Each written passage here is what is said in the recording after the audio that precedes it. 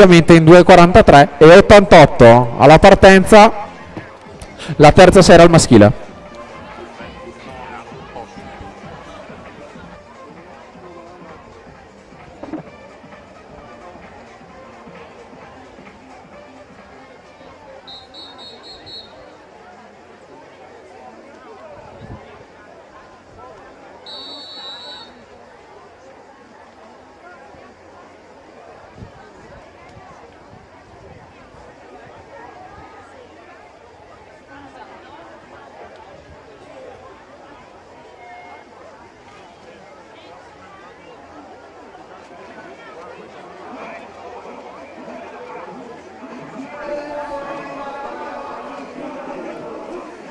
Per la seconda serie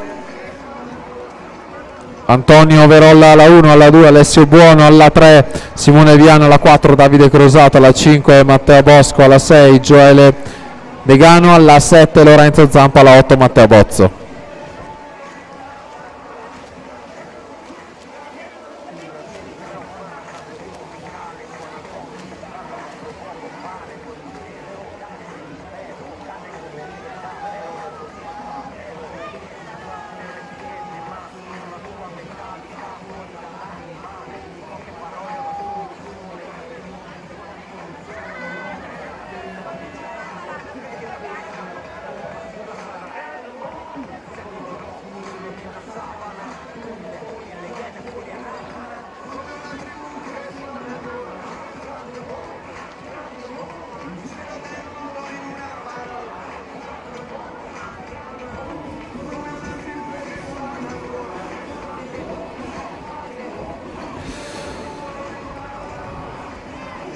Prossime premiate per i 200 farfalla, attendiamo in zona podio Anna Pontarollo, Vittoria Nicora e Andrea Tognon per la categoria ragazze assolute, Anna De Feo, Giulia Pavanello e Denise Banfi. Pontarollo, Nicola, Tognon, De Feo, Pavanello e Banfi in zona premiazioni.